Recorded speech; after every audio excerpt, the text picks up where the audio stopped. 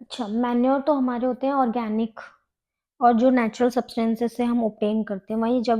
वहीं अगर हम फर्टिलाइजर्स की बात करें तो फर्टिलाइजर्स हमारे केमिकल वेस्ट बेस्ड होते हैं और फैक्ट्रीज में प्रिपेयर किए जाते हैं। और ये जो हमारे फर्टिलाइजर्स होते हैं ना, फर्टिलाइजर्स कुछ न्यूट्रिएंट में बहुत ज़्यादा रिच होते हैं। जहाँ हम एग्जांपल देख लेते हैं फर्टिलाइजर्स के, यूरिया हो गया हमारा, अमोनियम फॉस्फेट हो गया, सुपर फॉस्फेट हो गया, पोटैश हो गया, एनपीके, नाइट्रोजन, फॉस्फोरस, पोटेशियम, ये कुछ हमारे एग्जांपल्स हैं फर्टिलाइजर्स के। The use of fertilisers has help farmers to get better yield of crops. तो जब फार्मर्स फर्टिलाइजर्स का यूज करते हैं ना, तो फार्मर्स को क्रॉप तो बहुत अच्छी मिलती है, इसमें कोई वो नहीं है, जैसे कि वीट हो गया, पैडी हो गया, मेज हो गया। बट लेकिन इसका एक ड्रॉबैक है।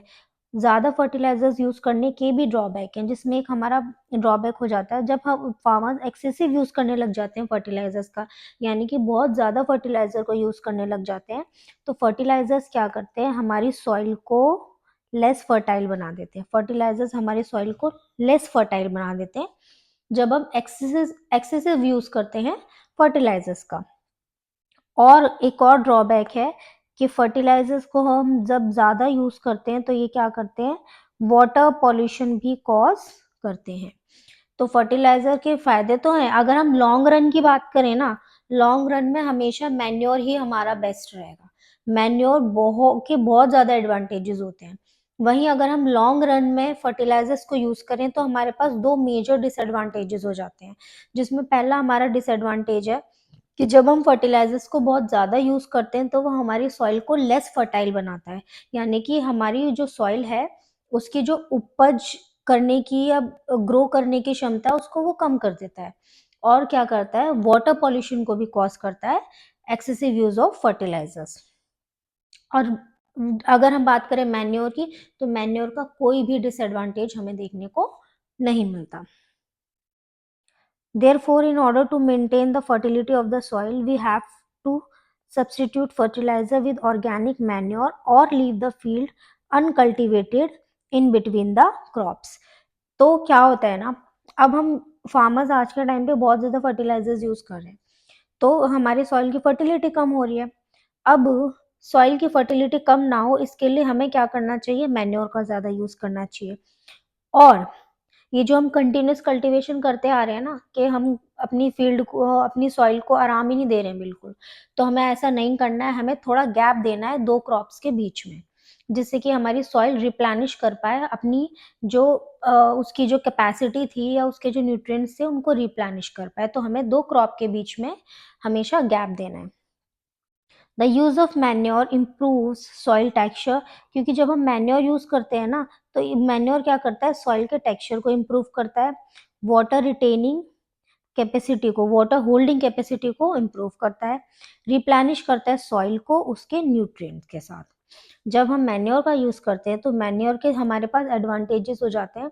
मैन्योर एक तो क्या करता है, वाटर होल्डिंग कैपेसिटी को इन्हांस करता है, पानी को रोक के रखने की, होल्ड करने की जो क्षमता होती है सॉइल की, उसको बढ़ाता है। सॉइल को पोरस बनाता है, जिससे कि एक्सचेंज ऑफ गैसेस भी हो पाए। और एक तो ये फ्रेंडली भी है, इको फ्रेंडली है, इम्प्रूव करता है सॉइल के टेक्सचर को, रिप्लेनिश करता है, जितने भी न्यूट्रिएंट्स धीरे धीरे खत्म होते जा रहे हैं उनको रिप्लेनिश करने में हेल्प करता है। और एक और मेथड है हमारे पास सॉइल को रिप्लेनिश करने का, एक और मेथड है जिसे हम बोलते हैं क्रॉप रोटेशन। अब क्रॉप रोटेशन में क्या होता है, क्रॉप रोटेशन एक न्यूट्रिएंट्स को रिप्लेनिश करने की एक टेक्निक है हमारी। इसमें क्या होता है कि हम क्रॉप को रोटेशन में ग्रो कराते हैं, यानी कि डिफरेंट टाइप्स की क्रॉप्स को ग्रो कराते हैं हम रोटेशन में। ऐसा नहीं कि बस हम सेम, अगर हम सेम टाइप की हम वीट लगा रहे हैं तो वीट ही लगाते जा रहे हैं लगातार लगातार लगातार। अगर हम हमेशा वीट ही लगाते रहेंगे तो जो वीट वाले न्यूट्रिएंट्स है ना, वो धीरे धीरे करके सॉइल में खत्म हो जाएंगे। तो हमें क्या करना है, हमें डिफरेंट टाइप्स की क्रॉप्स को रोटेशन में लगाना है। इस बार हम कुछ और लगाएंगे, इस बार हमने वीट लगाया, अगली बार हम मेज लगाएंगे, फिर हमने वीट लगाया तो हम कुछ और लगाएंगे, मेज लगाया तो कुछ और लगाएंगे। हमें लगातार कंटिन्यूअसली एक ही क्रॉप को नहीं लगाना। जब हम डिफरेंट डिफरेंट टाइप की क्रॉप को लगाते हैं, यानी कि क्रॉप को रोटेशन में लगाते हैं, उससे भी क्या होता है, हमारी सॉइल रिप्लेनिश होती है और हमारी सॉइल में डिफिशियंसी नहीं होती किसी एक पर्टिकुलर न्यूट्रिएंट की। तो ये भी एक हमारा मेथड हो जाता है रिप्लेनिश करने का न्यूट्रिएंट को. This can be done by growing different crops alternatively, अभी मैंने बताया. Farmers in northern India used to grow leguminous as fodder in one season and wheat in the next season. अभी leguminous क्या है, बहुत इंपॉर्टेंट वर्ड है. जब हम नेक्स्ट चैप्टर पढ़ेंगे ना माइक्रो ऑर्गेनिज्म, उसमें लेग्यूमिनस प्लांट का और हमारे राइजोबियम बैक्टीरिया, नाइट्रोजन फिक्सेशन, ये सब दिया हुआ है. ये बहुत इंपॉर्टेंट टॉपिक है, बहुत इंटरेस्टिंग टॉपिक है. This help in the replenishment of the soil with nitrogen. Farmers are being encouraged to adopt this practice. In previous classes we have learned about rhizobium bacteria. देखा आ गया rhizobium bacteria. These are present in the nodules of root. Okay. तो क्या होता है ना, rhizobium bacteria के बारे में, नाइट्रोजन फिक्सेशन के बारे में हम माइक्रो ऑर्गेनिज्म में डिटेल में पढ़ेंगे. लेकिन अभी के लिए आप एक चीज ध्यान रखो कि हमारी एटमॉस्फेयर में नाइट्रोजन प्रेजेंट है और इस नाइट्रोजन को हम डायरेक्टली कंज्यूम नहीं कर सकते, प्लांट्स डायरेक्टली कंज्यूम नहीं कर सकते. तो क्या होता है, एक नाइट्रोजन फिक्सेशन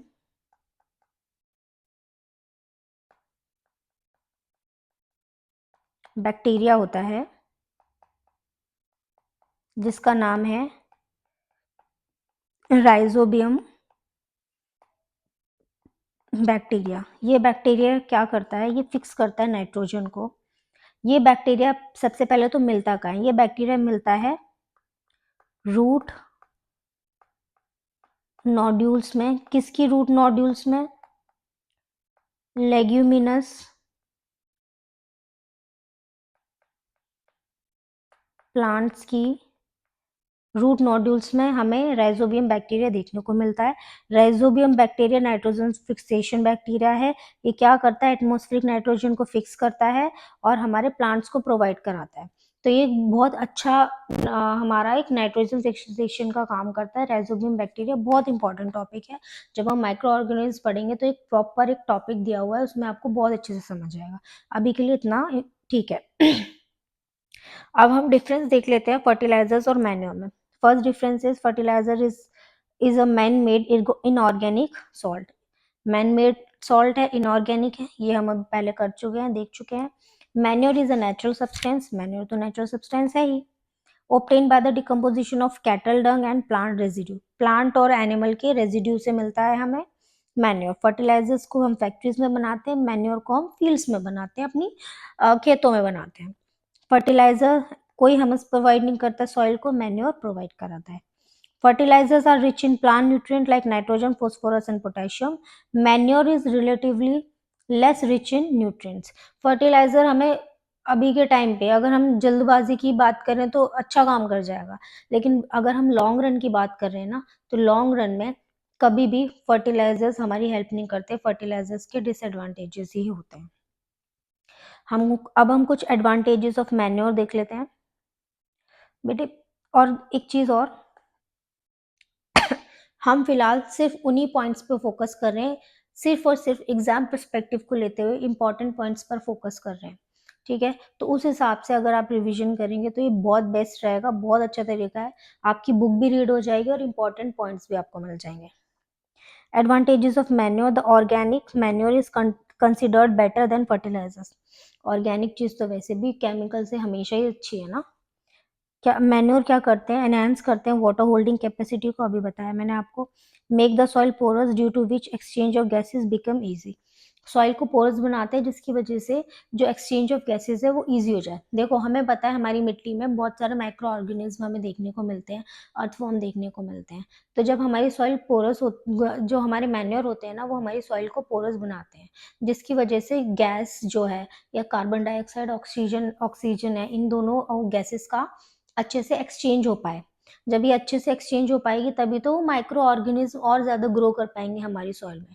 इस वजह से जो हमारे मैन्योर होते हैं वो क्या करते हैं, सॉइल को पोरस बनाते हैं और इसकी वजह से जो गैसेस का एक्सचेंज है वो हम इजिली कर पाते हैं. It increase the number of friendly microbes. Yes, it improve the texture of the soil. ये हम पढ़ चुके हैं, तो इम्पोर्टेंट है, ध्यान देख लेना.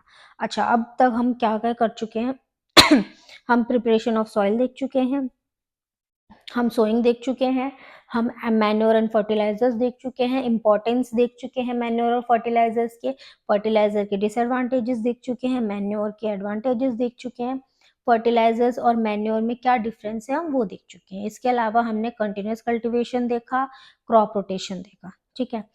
तो नेक्स्ट अब हमारा आ जाता है इरिगेशन।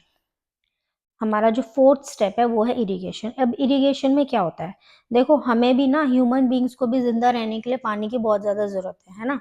बिना पानी के कोई भी जिंदा नहीं रह सकता, चाहे वो प्लांट हो या एनिमल्स हो। हम भी नहीं रह सकते बिना पानी के, ना ही हमारे प्लांट ग्रो कर पाएंगे।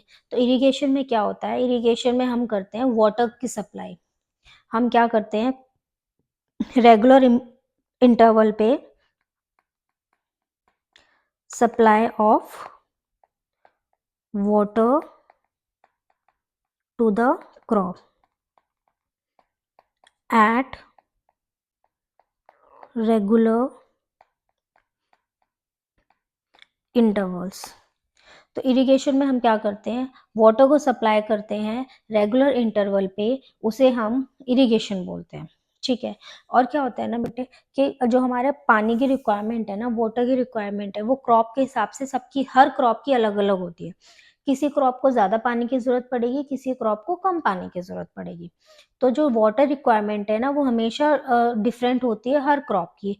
और इसके अलावा सीजन टू सीजन भी डिफरेंट होती है, सॉइल टू सॉइल भी डिफरेंट होती है।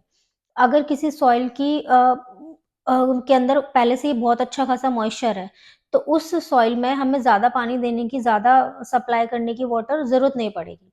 वहीं अगर हमारे पास ड्राई सॉइल है, तो ड्राई सॉइल को हमेशा ज़्यादा पानी की ज़रूरत पड़ेगी।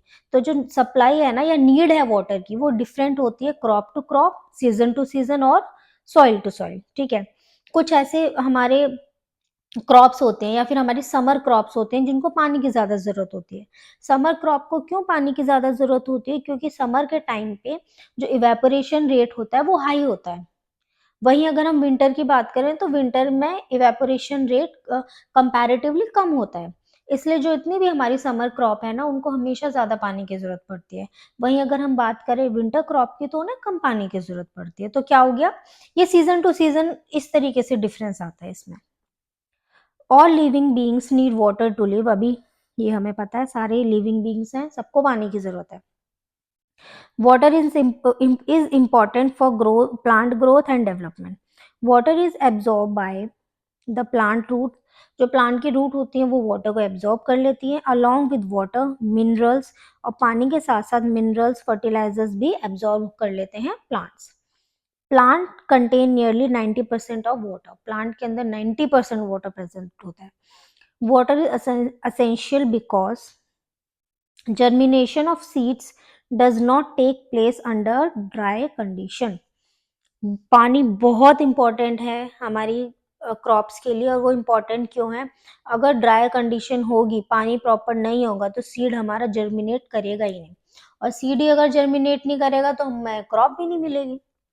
Nutrients dissolve in water are transported to each part of plant. जो हमारे न्यूट्रिएंट डिजॉल्व होते हैं वाटर में, वो हर प्लांट के हर पार्ट में सप्लाई करते हैं हम। To maintain the moisture of the soil for healthy crop growth, fields have to be water regularly. तो हमें क्या है, हमें एक हेल्दी क्रॉप के लिए या ग्रोथ को, अच्छी ग्रोथ को मेंटेन करने के लिए time to time regularly plants को पानी देना हमारे लिए बहुत इंपॉर्टेंट हो जाता है। The supply of water to the crop at regular interval is called irrigation। ये यहाँ डेफिनेशन हमें मिल गई। The time and frequency of irrigation varies from crop to crop. Starting में मैंने बताया कि हर क्रॉप की वाटर रिक्वायरमेंट अलग होती है, सॉइल टू सॉइल भी डिफरेंट होता है, सीजन टू सीजन भी डिफरेंट होता है। समर में frequency of watering is higher. Frequency of watering higher क्यों होती है समर में, क्योंकि रेट ऑफ इवेपोरेशन ज़्यादा होता है समर में, ठीक है। वही दिया हुआ है हमें, इंक्रीज रेट ऑफ इवेपोरेशन।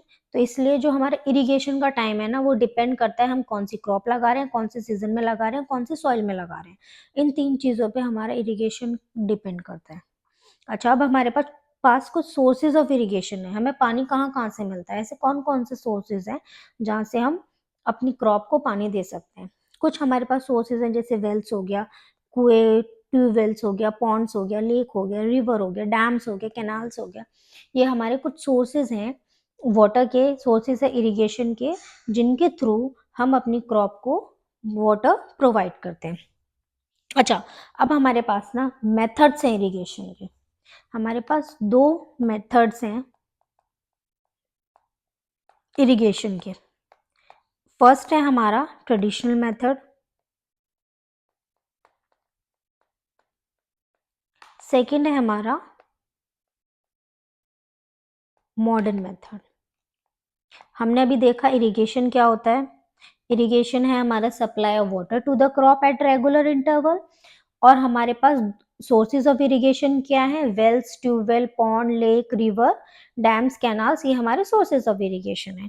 और जो हमारा इरिगेशन है या हमारी नीड है वो डिपेंड करती है crop to crop, season to season and soil to soil. वही हमारे पास दो मेथड है इरिगेशन के, एक है हमारा ट्रेडिशनल मेथड, एक है हमारा मॉडर्न मेथड। तो फर्स्ट हम देख लेते हैं ट्रेडिशनल मेथड। ट्रेडिशनल मेथड में क्या होता है, जैसे हमारा वर्ड ही बता रहा है ना बेटे, ट्रेडिशनल मेथड, जिसमें हम जो हम पहले के टाइम पे यूज करते थे, जैसे हमारा वेल्स हो गया, लेक हो गया, कैनाल हो गया, इनके थ्रू हम क्या करते थे, पानी को लिफ्ट कराते थे।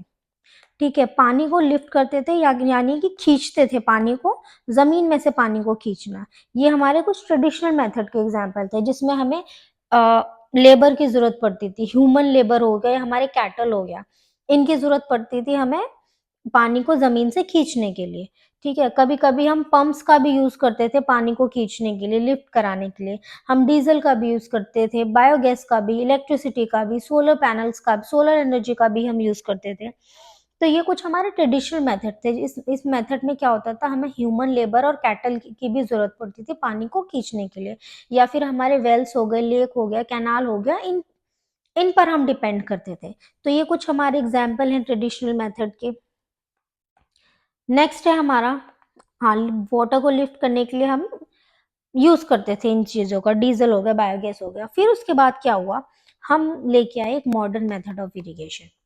अब मॉडर्न मेथड ऑफ इरिगेशन ना हमारे दो टाइप के थे, एक था हमारा स्प्रिंकलर सिस्टम, एक था हमारा ड्रिप सिस्टम। अच्छा, अब मॉडर्न मेथड ऑफ इरिगेशन क्या था, ये बहुत इकोनॉमिक था। यानी कि हमें मॉडर्न मेथड जब हमने निकाले ना, पहले तो मॉडर्न मेथड को हम यूज कर सकते थे ऐसी जगहों पर भी जहां पर पानी की कमी है। और इसमें क्या होता था, जो हमारा ट्रेडिशनल मेथड है ना, उसमें कभी कभी वेस्टेज ऑफ वाटर भी हो जाती थी, यानी कि पानी का वेस्टेज भी हो जाता था। लेकिन जब हम मॉडर्न मेथड का यूज करने लगे तो मॉडर्न मेथड में हमारा जो वेस्टेज है पानी का वो बिल्कुल नहीं होता था। वो क्या, क्यों नहीं होता था, आगे हम समझते हैं। फर्स्ट है हमारा स्प्रिंकलर सिस्टम। अब स्प्रिंकलर सिस्टम को ना हम एक और नाम से जानते हैं, एक और चीज बोल सकते हैं,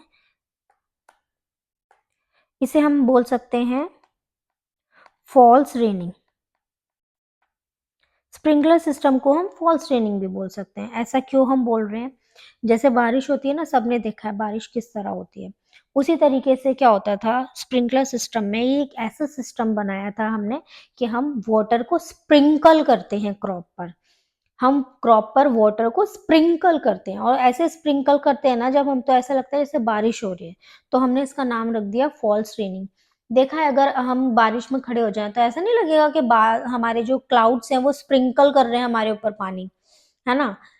उसी तरीके से हम क्या करते हैं, जब हम स्प्रिंकलर सिस्टम का यूज करते हैं तो इस ऐसे सिस्टम का यूज करते थे कि हमें लगे कि हम पानी को स्प्रिंकल कर रहे हैं अपनी क्रॉप के ऊपर, डायरेक्टली अपनी क्रॉप के ऊपर पानी को स्प्रिंकल कर रहे हैं, और ये हमें ऐसा देखने में लगता था जैसे बारिश हो रही है। और ये जो सिस्टम था ना, ये बहुत यूजफुल था अनइवन लैंड पे, या फिर वहां पे जहाँ पे पानी की कमी है, जहाँ पानी ऑलरेडी कम है। This system is more useful on uneven land where sufficient water is not available. The perpendicular pipes having rotating nozzles on top are joined to the main pipeline at regular interval. When the water is allowed to flow through the main pipe under pressure with the help of a pump, it escapes from the rotating nozzle. It gets sprinkled on the crop as if it is raining. Sprinkler is very useful for lawns, coffee plantation and several other crops. देखो, sprinkler में क्या होता था ना, ये हमारा, हमने एक परपेंडिकुलर पाइप्स लगा दी। अब ये पाइप्स इस तरह यहाँ हमारे कनेक्टेड है, इस पाइप से छोटे छोटे पाइप्स निकल के आ रहे हैं, और यहाँ पे एक रोटेटिंग नोजल्स होती थी। अब ये क्या करते थे ना, पाइप हमने यहाँ से इसको ऑन कर दिया और ये पाइप क्या करते थे, इस तरह ऐसे फॉल्स रेनिंग, फॉल जैसे बारिश हो रही है ऐसे डायरेक्टली पाइप्स के थ्रू क्रॉप पर ये पानी को स्प्रिंकल करते थे। नेक्स्ट है हमारा ड्रिप सिस्टम। अब ड्रिप सिस्टम में क्या होता था, वर्ड से सोचो, थोड़ा दिमाग लगाओ, वर्ड किसके थ्रू जाओ। ड्रिप सिस्टम में क्या होता था, हम डायरेक्टली वाटर को रूट्स में सप्लाई करते हैं। डायरेक्टली हम वाटर को प्लांट के रूट में दे रहे हैं। और किस तरह दे रहे हैं, drop by drop. Drip system, drop by drop, D for drip system, D for drop. तो ड्रिप सिस्टम में हम क्या कर रहे हैं, वाटर को हम ड्रॉप बाय ड्रॉप दे रहे हैं अपने प्लांट्स को और डायरेक्टली उनके रूट्स में, उनकी जड़ों में पानी को पहुंचा रहे हैं, ठीक है। और इस मेथड में ना वेस्टेज होता ही नहीं था बिल्कुल भी। तो ड्रिप सिस्टम क्या है, in this system the water falls drop by drop directly near the roots, so it is called drip system. It is best technique for watering fruits, plants, garden and trees. Water is not wasted at all. It is a boon in region where availability of water is poor. तो हमने irrigation पढ़ लिया, हमने methods of irrigation पढ़ लिए, हमने sources of irrigation पढ़ लिए। नेक्स्ट है हमारा प्रोटेक्शन फ्रॉम वीड्स। अब सबसे पहले तो ये देख लेते हैं वीड्स क्या होते हैं। वीड्स होते हैं हमारे अनवांटेड या फिर अनडिजायरेबल प्लांट्स। वीट होते हैं हमारे अनवांटेड या अनडिजायरेबल प्लांट्स जो ग्रो कर जाते हैं नेचुरली हमारी क्रॉप के साथ। हाई वीड्स क्या होते हैं, अनवांटेड या अनडिजायरेबल प्लांट होते हैं और ये वो प्लांट होते हैं जिनकी हमें जरूरत नहीं होती। ये अपने आप ही, ये जंगली प्लांट्स होते हैं, अपने आप ही ग्रो कर जाते हैं हमारी वीड वीड हमारी क्रॉप्स के साथ। हमने लगाए हमने गेहूं की खेती की, तो क्या होगा ना, ये जो वीड्स होंगे गेहूं की खेती के साथ अपने आप उगना शुरू कर देंगे। जंगली प्लांट्स होते हैं। तो अब क्या करते हैं ना, जब ये गेहूं के साथ ये जंगली प्लांट्स यानी कि वीड्स उगना शुरू कर देते हैं, तो जो हम खाना, जो हम न्यूट्रिएंट, जो हम मैन्योर या जो हम फर्टिलाइजर वीड अपने गेहूं के क्रॉप को दे रहे हैं ना, तो वो न्यूट्रिएंट्स ये हमारे वीड्स भी लेना शुरू कर देते हैं। यानी कि डिवीजन होने लगता है। डिवीजन कैसे होने लगता है, हम तो प्रोवाइड करा रहे हैं अपनी खेती को, अपनी प्लांट्स को जो हमने उसमें ग्रो कराए हैं। हमने गेहूं ग्रो कराया, हम तो गेहूं के लिए दे रहे हैं मैन्योर फर्टिलाइजर, लेकिन वीड्स क्या करते हैं, ये ग्रो करने लग जाते हैं और जो भी न्यूट्रिएंट हम या मैन्योर प्रोवाइड करा रहे हैं अपने गेहूं की क्रॉप को, वो उसके साथ डिवाइड करने लग जाते हैं, यानी कि उससे छीनने लग जाते हैं। अब इससे क्या होता है, अगर हमारी फील्ड में वीड्स ज्यादा हो जाएंगे, वीड्स अपने आप उगते रहेंगे और हम कंपटीशन करने लग जाएंगे हमारी क्रॉप के साथ, तो जो हमारी क्रॉप है वो क्या होगी, हमारी क्रॉप धीरे धीरे कमजोर होने लग जाएगी, क्योंकि जो हम क्रॉप को खाना दे रहे थे वो खाना तो वीड्स खा रहे हैं। तो इसलिए क्या करना होता है, हमें अपनी क्रॉप को प्रोटेक्ट करना होता है वीड से। अपनी क्रॉप को प्रोटेक्ट करना होता है कि जो प्लांट्स हैं छोटे छोटे अपने आप उग आए हैं ना, इनको हमें हटाना पड़ेगा। तो हम क्या करते हैं, अपनी क्रॉप को प्रोटेक्ट करना वीड से, हम ये बहुत ज़रूरी हो जाता है। और ये हम किस प्रोसेस से करते हैं, हम ये करते हैं थ्रू वीडिंग। किसके थ्रू करते हैं, through weeding. Okay. In a field, many other undesirable plants may grow naturally along with the crop. These undesirable plants are called weeds. The removal of weeds is called weeding. ठीक है, अभी मैंने बताया weeds को अपनी crop में से निकालना, removal of weeds is called weeding. अब वीडिंग इंपॉर्टेंट क्यों है हमारे लिए, वीडिंग हमारे लिए इसलिए इंपॉर्टेंट है क्योंकि जो हमारे वीड होते हैं वो compete करने लग जाते हैं, वो कंपटीशन करने लग जाते हैं हमारी क्रॉप के साथ, वाटर के लिए, न्यूट्रिएंट के लिए, स्पेस के लिए, लाइट के लिए। और ये हमारी जो क्रॉप है, क्रॉप की ग्रोथ को इफेक्ट करते हैं। अगर हमारी फील्ड में वीड्स ज़्यादा हो जाएंगे ना, उससे क्या होगा, हमारी जो क्रॉप है, हमारी क्रॉप की ग्रोथ रुक जाएगी। इसलिए हमें वीड्स को निकालना बहुत इंपॉर्टेंट हो जाता है टाइम टू टाइम। ठीक है, और इसी वजह से ना एक टाइम होता है वीड्स को निकालने का। जो बेस्ट टाइम है ना वीड्स को निकालने का, वो बेस्ट टाइम होता है कि वो फ्लावर या सीड प्रोड्यूस करें। हमारे वीड्स जो उग रहे हैं वो फ्लावर बनाए या सीड्स बनाए, उससे पहले उन्हें उखाड़ के फेंक दो। Weeding is necessary since wheat compete with the crop plant for water, nutrient, space and light. Thus they affect the growth of crop. Some weeds interfere even in harvesting and may be poisonous for animals and human beings. Farmers adopt many ways to remove weeds and control their growth. अच्छा, इसमें tilling का भी process है। Weeds को निकालने के लिए हम टिलिंग का भी यूज कर सकते हैं। ठीक है।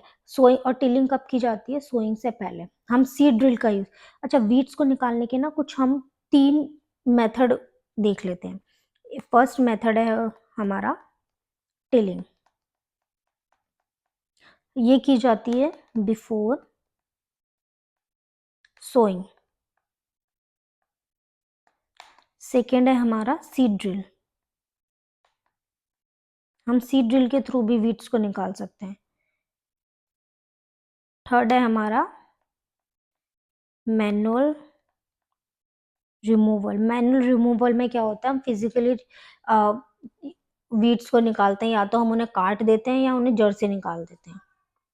Tilling before sowing of crop helps in uprooting and killing of weeds, which may then dry up and gets mixed with the soil. The best time for removal of weed is before they produce flower and seeds.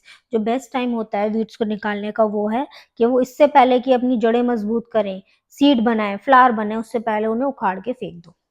The manual removal includes physical removal of weeds by uprooting and cutting them close to the ground for time to time, या फिर time to time क्या करो, manual removal करो, यानी कि या तो उन्हें काटते रहो या उन्हें जड़ से निकालते रहो। This is done with the help of खुरपी। या खुरपी की हेल्प से हम कर सकते हैं, सीड ड्रिल की हेल्प से कर सकते हैं। Weeds are also control by use, अच्छा वीड्स को हम वीडीसाइड के थ्रू भी कंट्रोल कर सकते हैं। वीडीसाइड के थ्रू कैसे? कुछ केमिकल्स का यूज करके। वीडीसाइड्स में क्या होता है, हम कुछ केमिकल का यूज करते हैं अपने वीड्स को निकालने के लिए या वीड्स को कंट्रोल करने के लिए। इसको हम क्या करते हैं, अपनी फील्ड में स्प्रे कर देते हैं। जैसे दवाई को स्प्रे, ये वीडीसाइड्स कोई एक हमारी दवाई की तरह ले लो, हम उस दवाई को क्या करते हैं, स्प्रे कर देते हैं अपनी फील्ड में, और जिसके थ्रू हम कंट्रोल कर सकते हैं वीड्स को। जिसमें हमें एक नेम दिया 2,4,3, ये एक हमारा केमिकल है जिसका हम यूज करते हैं वीडिसाइड में। They are spread in the field to kill weeds, they do not damage the crop. और ये जो वीडिसाइड्स है ना, ये क्रॉप को तो डैमेज नहीं करते हैं। The weedicides are diluted with water to the extent required and spread in the field with a sprayer. अच्छा, वीडीसाइड को के ना कुछ, लेकिन ना वीडीसाइड क्रॉप को तो नुकसान नहीं पहुंचाते, लेकिन जो हमारे वीडीसाइड होते हैं ना, वो ह्यूमंस को नुकसान पहुंचा सकते हैं। तो कुछ साइड इफेक्ट भी होते हैं वीडीसाइड्स के। जैसे कि हम जब वीडीसाइड को स्प्रे करते हैं, या फार्मर्स जो होते हैं, हमारे किसान होते हैं, वो वीडीसाइड्स को स्प्रे करते हैं अपनी फील्ड में, तो फार्मर की हेल्थ पर भी ये इफेक्ट कर सकते हैं। तो जब भी हमें वीडीसाइड्स को स्प्रेड करना है अपनी फील्ड में, तो हमें ये एडवाइस किया जाता है कि जो भी किसान या जो भी इंसान वीडीसाइड को स्प्रे कर रहा है, वो अपने फेस को कवर कर ले, अपनी नोज को कवर कर ले, अपने माउथ को कवर कर ले। ठीक है, जिससे कि जो केमिकल है वो उसके बॉडी के अंदर ना जा पाए, क्योंकि है तो ये केमिकल ही, केमिकल है, और एक ऐसा केमिकल है जिसकी वजह से हम एक तरीके से एक प्लांट को मार रहे हैं, है ना। वीड्स को निकालना, वीड्स को खत्म करना। वीड्स क्या है? अनडिजायरेबल प्लांट्स है, उन अनडिजायरेबल प्लांट्स को हमें मारना ही तो है। अब उसको मारने के लिए हम केमिकल का यूज कर रहे हैं, तो इसका मतलब उस केमिकल में कुछ ना कुछ तो ऐसा होगा जो हमारी हेल्थ को नुकसान पहुंचाएगा, है ना।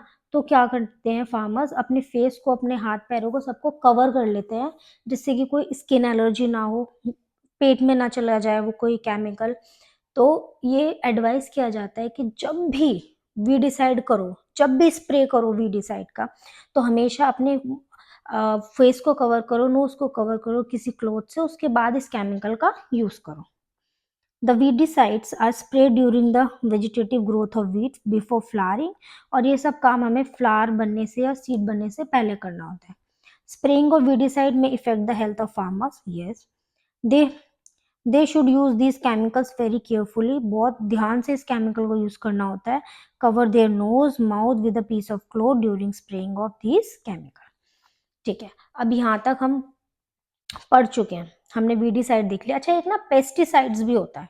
ये पेस्टिसाइड क्या होता है? वीडिसाइड तो हमने देख लिया, वीडिसाइड क्या होता है? Control of weeds by using certain chemical, कुछ केमिकल्स का यूज करके कंट्रोल करना वीड्स को, ये हमारा वीडिसाइड हो गया। पेस्टिसाइड क्या होता है? लेकिन पेस्टिसाइड ऐसे पॉइजनस केमिकल्स होते हैं जो किल करते हैं या कंट्रोल करते हैं पेस्ट को। ये पेस्ट को मार देते हैं, किल कर देते हैं, या कोई किसी पेस्ट ने एग दिए होते हैं या उसका लार्वा होता है उसको किल कर देते हैं। तो ये बहुत पॉइजनस होते हैं पेस्टिसाइड्स, और ये ऐसे केमिकल होते हैं जो कंट्रोल करते हैं या फिर किल कर देते हैं पेस्ट को। वहीं एक और वर्ड आ जाता है हमारा इंसेक्टिसाइड्स। तो इंसेक्टिसाइड्स क्या होता है? इंसेक्टिसाइड्स को हम स्प्रे करते हैं मशीन के थ्रू, और ये यूज किया जाता है इंसेक्ट्स को मारने के लिए। तो वीड्स को मारने के लिए वीडिसाइड्स, पेस्ट को मारने के लिए पेस्टिसाइड, इंसेक्ट को मारने के लिए इंसेक्टिसाइड। आई होप ये इतना क्लियर होगा आपको। नेक्स्ट आ जाते हैं हम हार्वेस्टिंग पर। अब हमने इतना कुछ मेहनत कर ली, हमने सॉइल को प्रिपेयर किया, हमने सोइंग की, हमने वॉट इरिगेशन किया, हमने वीड्स को कंट्रोल किया। अब हमारी जो क्रॉप थी वो बन के तैयार हो गई। अब उस क्रॉप को हार्वेस्ट करने का टाइम आ गया। एटलीस्ट इतनी मेहनत के बाद जो हमने क्रॉप लगाई थी उसका फल हमें मिलने वाला है। तो हार्वेस्टिंग में क्या होता है? हार्वेस्टिंग ऑफ क्रॉप ये बहुत इंपॉर्टेंट टास्क है, क्योंकि इसके लिए तो हम इतनी मेहनत कर रहे हैं। The cutting of crop after it is mature is called harvesting. Crop को कट करना जब वो मेच्योर हो जाए उसे हम बोलते हैं harvesting. Cutting of crop after it is mature is called harvesting. Harvesting को किया जाता है सिकल से, खुरपी से, या फिर हार्वेस्टर से। ठीक है, ये सिकल है, या फिर इसे हम खुरपी भी बोल सकते हैं। ठीक है। In harvesting, crops are pulled out or cut close to the ground. It usually takes 3 to 4 months for a cereal crop to mature. Harvesting in our country is either done manually by sickle, या तो हम sickle की help से करते हैं या फिर machine की हेल्प से करते हैं, जिसको हम बोलते हैं harvester. Harvested crop, the grain seeds need to be separated from the chaff. This process is called threshing. अच्छा, थ्रेशिंग में क्या होता है? थ्रेशिंग में जो हम ने क्रॉप लगाई है ना, या सपोज करो हमने गेहूं लगाए थे, हमने वीट लगाए थे, तो हम थ्रेशिंग में क्या करेंगे? जो हमारे गेहूं के दाने हैं या ग्रेन्स हैं उनको सेपरेट करेंगे, शेफ से सेपरेट करेंगे, और ये सेपरेशन को हम बोलते हैं थ्रेशिंग। थ्रेशिंग की जाती है मशीन के थ्रू। थ्रेशिंग हम करते हैं मशीन के थ्रू, जिसका नाम होता है कंबाइन, जिसका नाम होता है कंबाइन। ये जो आप देख रहे हैं ना, ये मशीन है आपकी थ्रेशिंग। ये ट्रैक्टर से अटैच होती है, इसके थ्रू हम क्या करते हैं? थ्रेशिंग करते हैं। और इसमें क्या होता है? हम अपने दाने अलग कर देते हैं, और जो भी हमारे पास लेफ्ट ओवर बचता है उसको अलग कर देते हैं। क्योंकि हम अगर गेहूं भी लगा रहे हैं, हमें तो गेहूं का दाना चाहिए। बाकी के जो उसके स्टेम है या जो भी चीज़ हमें मिलती है वो हमारे काम की नहीं होती। तो हमें गेहूं के दाने को अलग करना पड़ेगा, बाकी की चीज़ों को अलग करना पड़ेगा, है ना? तो उस प्रोसेस को हम बोलते हैं थ्रेशिंग, और ये की जाती है किससे? ये की जाती है कंबाइन से। कंबाइन एक मशीन है जो हमारी हेल्प करती है हार्वेस्टिंग में। ठीक है, ओके। हार्वेस्ट फेस्टिवल है। After 3 or 4 months of hard work, there comes the day for the harvest, the sight of golden fields of standing crop. एक हार्वेस्ट फेस्टिवल मनाया जाता है। ठीक है, हार्वेस्ट फेस्टिवल में क्या होता है? जब हमारी फील्ड तैयार हो जाती है और बिल्कुल हार्वेस्ट करने के लिए तैयार हो जाती है, तो ये फेस्टिवल मनाया जाता है, जिसमें लोग अपनी खुशी मनाते हैं, सेलिब्रेट करते हैं। स्पेशल फेस्टिवल से एसोसिएट होता है ये, जैसे पोंगल, बैसाखी, होली, दिवाली, बिहू, इससे एसोसिएट होता है जब हम, और ये फेस्ट मनाया जाता है जब हमारी फील्ड, जो हमारी क्रॉप है, वो बन के तैयार हो जाती है। Farmers with small holding of land do the separation of grains by winnowing. और सिर्फ थ्रेशिंग के थ्रू ही नहीं किया जाता सेपरेशन ऑफ ग्रेन्स। जिन फार्मर्स के पास बहुत ज़्यादा लैंड है वो तो इस मशीन का यूज़ कर सकते हैं, लेकिन कुछ ऐसे भी तो फार्मर्स होते हैं जिनके पास इतनी लैंड नहीं होती कि उन्हें या फिर उनके पास कम लैंड होती है, अ, तो वो क्या करते हैं? वो विनोइंग करते हैं। विनोइंग कब किया जाता है? विंडी डे में किया जाता है, जब बहुत हवा चल रही होती है। और विनोइंग में भी क्या करते हैं? हम सेपरेट करते हैं हस्क को और ग्रेन को। हस्क को और ग्रेन को सेपरेट करते हैं, जो हमारे बीज होते हैं उसको सेपरेट करना, और हमारा जो लेफ्ट ओवर बचता है उसे हम हस्क बोलते हैं, उसको सेपरेट करना। विंडी डे में हम ये देखते हैं, अच्छा जिस दिन हवा चल रही है उस दिन हम ये काम करेंगे, उसको भी हम बोलते हैं विनोइंग। इसमें तो ये दो वर्ड आ गए हमारे। एक हो गया हमारा थ्रेशिंग, जो मशीन के थ्रू किया जाता है, ग्रेन्स को अलग किया जाता है। एक हो गया हमारा विनोइंग। ओके। अब हमने इतनी मेहनत कर ली, हमने हार्वेस्ट भी कर लिया, हमने थ्रेशिंग भी कर ली, हमने विनोइंग भी कर ली। अब उस जो हमने क्रॉप तैयार की है, उसको स्टोर भी तो करना पड़ेगा ना। इतनी हमने 4 से 5 महीने मेहनत की है, तो जो हमने व्हीट या गेहूँ तैयार किए हैं, उनको स्टोर भी अच्छे से करना पड़ेगा, क्योंकि वही तो हमारे पूरे साल काम आने वाले हैं, या फिर उसी को तो डिस्ट्रीब्यूशन होने वाला है हर कंट्री, हर हमारे हर स्टेट में, हर जगह वही तो डिस्ट्रीब्यूट होने वाले हैं। हम तक कैसे आते हैं वो गेहूँ? हम तक तभी तो आ पाते हैं क्योंकि फार्मर्स जो होते हैं हमारे, वो अच्छे से स्टोर करके रखते हैं हम ग्रेन्स को, है ना? तो जो ये स्टोरेज है ना, ये बहुत इंपॉर्टेंट टास्क हो जाता है हमारा, जब हम ग्रेन्स को प्रोड्यूस कर रहे होते हैं। तो स्टोरेज की कैसे की जाती है? जब हम हार्वेस्ट करके ले आते हैं ना अपनी क्रॉप को, तो उसको हमें ड्राई करना होता है पहले। पहले हमें उसे सुखाना होता है। हम उसे सुखाते क्यों हैं? हम उसे इसलिए सुखाते हैं जिससे कि उसमें जो मॉइस्चर है ना, वो मॉइस्चर खत्म हो जाए। क्योंकि जहाँ-जहाँ मॉइस्चर होगा, वहाँ-वहाँ माइक्रोब्स और पेस्ट आएँगे। तो आपने घर में भी देखा होगा ना, जब गाँव में क्या होता है, गाँव में लोग बहुत सारा गेहूँ एक साथ ले आते हैं पूरे साल का, फिर उसे धूप में सुखाते हैं। धूप में क्यों सुखाया जाता है? धूप में इसलिए सुखाया जाता है जिससे कि उसमें अगर कोई मॉइस्चर है, थोड़ी भी नमी है उसमें, तो वो मॉइस्चर, वो नमी वो खत्म हो जाए। और जैसे ही वो मॉइस्चर और नमी खत्म हो जाती है, तो जो पेस्ट का या इंसेक्ट का या माइक्रोब्स का ग्रो करने का खतरा होता है ना, वो कम हो जाता है धीरे-धीरे करके। तो इसलिए स्टोरेज का ये बहुत इंपॉर्टेंट पार्ट है कि हमें किसी भी ग्रेन्स को स्टोर करने से पहले उसे ड्राई करना पड़ेगा, उसे सुखाना पड़ेगा। तो स्टोरेज में पहले ये इंपॉर्टेंट काम हो जाता है हमारा कि स्टोर करने से पहले उसे अच्छे से ड्राई करो, जिससे कि उसमें कोई माइक्रोब ग्रो ना कर पाए, ठीक है? और उसके बाद फिर उसे स्टोर करना है हमें। If the harvested grains are to be kept for longer time, अगर हमें हार्वेस्टेड ग्रेन्स को, जो ग्रेन्स हमें मिले हैं उनको लंबे टाइम के लिए स्टोर करके रखना है, तो सबसे पहले हमें क्या करना पड़ेगा? They should be safe from moisture, उसका मॉइस्चर कम करना पड़ेगा, मॉइस्चर से बचा के रखना पड़ेगा। इंसेक्ट नहीं होना चाहिए उसमें, रैट्स या कोई माइक्रो ऑर्गेनिज्म की ग्रोथ नहीं होनी चाहिए, ठीक है? Harvested grains have more moisture, क्योंकि जब हम हार्वेस्ट करके ग्रेन्स को लेके आते हैं ना, तो उसमें मॉइस्चर होता है। If freshly harvested grain seed are stored without drying, अगर हम बिना सुखाए, बिना ड्राई किए, बिना धूप दिखाए, बिना धूप में सुखाए उसे, उस ग्रेन को स्टोर कर लेंगे ना, तो दे मे गेट स्पॉइल्ड और अटैक्ड बाय ऑर्गेनिज्म, तो वो जल्दी खराब हो जाएगी, making them unfit for use और फॉर जर्मिनेशन, जिसकी वजह से ना तो हम उसको यूज कर पाएंगे, ना हम उसे जर्मिनेशन के लिए आगे आगे इस्तेमाल कर पाएंगे उसका। Hence, before storing them, the grains are properly dried. इसलिए कोई भी ग्रेन को स्टोर करने से पहले हमें क्या करना है? हमें उसको अच्छे से सुखाना है, अच्छे से ड्राई करना है और उसके मॉइस्चर को खत्म करना है। इससे क्या होगा? जो भी उसमें अगर उसमें कोई खतरा होगा ना, किसी इंसेक्ट का, किसी बैक्टीरिया का, किसी फंगी का या पेस्ट का, वो खतरा धीरे-धीरे करके खत्म हो जाएगा। Farmers store grains in jute bag, farmers क्या करते हैं? इस तरह के जूट बैग आते हैं जिसे हम बोरी भी बोलते हैं। इन जूट बैग्स में स्टोर करके रखते हैं ग्रेन्स को, या फिर मेटालिक बिन्स में स्टोर करके रखते हैं। और जब लार्ज स्केल में स्टोर करना होता है ग्रेन्स को, तो वो रखते हैं हम ग्रेनरीज में या साइलोज में, ठीक है? ग्रेनरीज में जब हम स्टोर करते हैं, हम जब बहुत ज़्यादा लार्ज स्केल में हमें स्टोर करना होता है, जिसे हम यहाँ देख रहे हैं, बहुत लार्ज स्केल में, क्योंकि हमें हर पार्ट में पहुँचाना है, हर लोगों तक पहुँचाना है। हम तक आ रहा है, वो क्यों आ पा रहा है? क्योंकि स्टोरेज अच्छा है ग्रेन्स का। अगर अच्छे से स्टोर नहीं करेंगे तो वो हम तक कैसे पहुँचेगा? To protect them from pest like rats and insect. और एक और अच्छा तरीका, अच्छा हमने सुखा लिया, अब क्या करते हैं ना, उस सुखाने के बाद ना हम उसमें ड्राइड नीम लीव्स भी डाल सकते हैं। जो नीम लीव्स होते हैं, वो उससे क्या होता है, अगर कोई इंसेक्ट या पेस्ट होगा भी ना उसमें, या इंसेक्ट या पेस्ट होने का खतरा होता है, वो कम हो जाता है अगर हम सूखी हुई नीम की पत्तियां अपनी स्टोर की हुई ग्रेन्स में डाल देते हैं।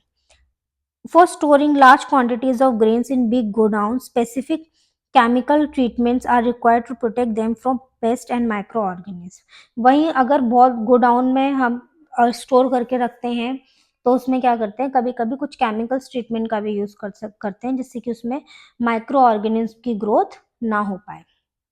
ओके, एक छोटा सा टॉपिक बचा हमारे पास, चैप्टर हमारा खत्म हो चुका है। फूड फॉर एनिमल, इसमें कुछ नहीं है, हमें बेस सब, इसमें बस एक ही इंपॉर्टेंट टर्म है हमारा, एनिमल हस्बेंड्री। एनिमल हस्बेंड्री क्या होता है? Animal husbandry is rearing of animals at home or in farms and providing them food, shelter and care is known as animal husbandry. Animal husbandry में क्या होता है? हम एनिमल्स को रेयर करते हैं या पालते हैं। कहाँ पालते हैं? फार्म्स में पालना, और उन्हें खाना प्रोवाइड कराना, रहने के लिए जगह प्रोवाइड कराना, उनकी केयर करना, ध्यान रखना कि अगर उन्हें कोई बीमारी है तो उनको मेडिसिन प्रोवाइड कराना, यानी कि एनिमल्स को एक प्रोटेक्टेड इन्वायरमेंट में रखना, उन्हें पालना is known as animal husbandry. ठीक है, इसकी मैं डेफिनेशन लिख देती हूँ इसमें। एनिमल्स रेयर्ड एट, हाँ, एनिमल्स रेयर्ड एट होम और in farms have to be provided with proper food, shelter and care. This is done on large scale is called animal husbandry. तो एनिमल हस्बेंड्री में क्या होता है? Animals को पालना, उनका ध्यान रखना, उनकी फूड रिक्वायरमेंट को फुलफिल करना, उनको फूड प्रोवाइड करना, उनको मेडिसिन प्रोवाइड करना, शेल्टर प्रोवाइड करना, रहने के लिए जगह देना, उनकी केयर करना, और ये सब करना एक लार्ज स्केल पे is known as animal husbandry. तो यहाँ पर हमारा ये चैप्टर खत्म होता है। आई डोंट थिंक कि हमने कोई भी इंपॉर्टेंट टॉपिक इसमें छोड़ा है। ठीक है, बहुत इजी टॉपिक था, कुछ ऐसा नहीं था जिसमें प्रॉब्लम हो। हम बेसिकली फॉलो करते हुए चल रहे इंपॉर्टेंट पॉइंट्स को। एनसीईआरटी में कोई ऐसा इंपॉर्टेंट पॉइंट नहीं है जो हम छोड़ते हुए चलेंगे। इसमें क्या हो रहा है, आपकी डीप लर्निंग भी हो रही है और इंपॉर्टेंट पॉइंट्स भी आप देख पा रहे हैं। तो यहाँ हमारा ये चैप्टर खत्म होता है। आई होप नेक्स्ट क्लास में हम देखते हैं हम क्या स्टार्ट करेंगे, या तो मैं सोच रही हूँ माइक्रो ऑर्गेनिज्म हम स्टार्ट कर देंगे, फिर धीरे धीरे ये सॉल्व करते जाएंगे। Okay, that's it for today's video.